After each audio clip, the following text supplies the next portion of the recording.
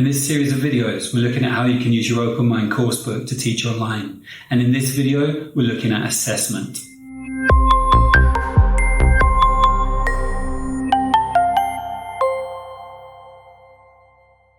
Your Open Mind coursebook comes with a lot of testing material. There are already made unit tests, mid-course tests, and end-of-level tests, as well as placement tests. You also have access to the online test generator with a bank of questions which you can use to make customized versions of the tests.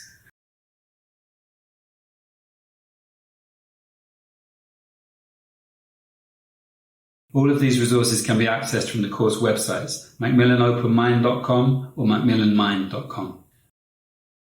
The Open Mind testing material is designed to be done in a traditional classroom setting, with the exams printed out and the students completing the exams with pen and paper.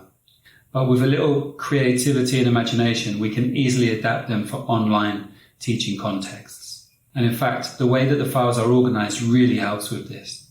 The Open Mind tests are divided into separate files for skills tests, grammar and vocabulary tests, and speaking tests, so we can deliver different parts of the tests in different ways. With the speaking tests, we have a few options. We could do them in the live virtual classes, individually or in small groups, though there's also the option of having learners do them asynchronously, recording themselves doing the tasks and then sharing the files with us later. Listening and reading stages could be done under exam conditions in live virtual classes, with the teacher controlling the audio. Students could scan or photograph their completed exam papers at the end of the virtual exam session. Writing stages could be included in this session too, though it would also be a good option to have learners do the writing stages asynchronously. For the grammar and vocabulary sections, because the questions tend to be multiple choice or gap fill style questions, they could easily be administered using online tools such as Google Forms. Adapting the Open Mind testing materials for online classes might lead teachers to worry about test reliability, given that there's no way to stop students using supporting resources like dictionaries, the internet, or even their family or classmates. One way to deal with this problem would be to triangulate our assessment procedures so that we include other measures of student performance in our final grade.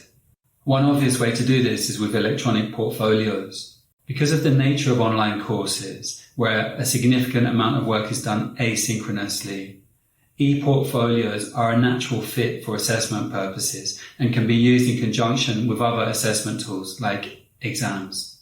Portfolios in general are showcases of students' work over a period of time. The only difference with an e-portfolio is that the students' work is stored electronically or on the internet.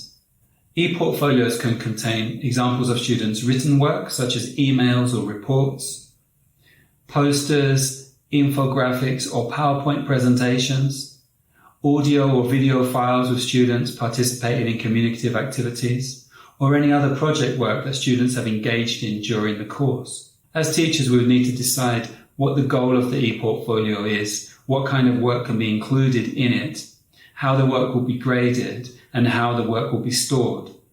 In terms of storage, the most basic way to do it would be on file sharing sites like Dropbox or Google Drive, but it might be more motivating and engaging for students to use a blog or a wiki or a Google Sites page so they can develop their digital literacies alongside their language skills. So far in this video, we focused exclusively on summative assessment tools, but Open Mind comes with a number of useful formative assessment tools too. In the online teacher and student resource centres, there are common European framework checklists, which students can use to monitor and evaluate their own progress. In a live session, we can talk to learners about the usefulness of self-assessment for keeping motivated, monitoring progress, and developing study skills and self-management skills.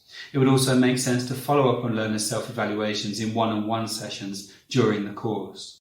The language wrap-ups at the end of each unit and the communicative wrap-ups after every 2 units can be used in a similar way to encourage learners to take responsibility for their own learning.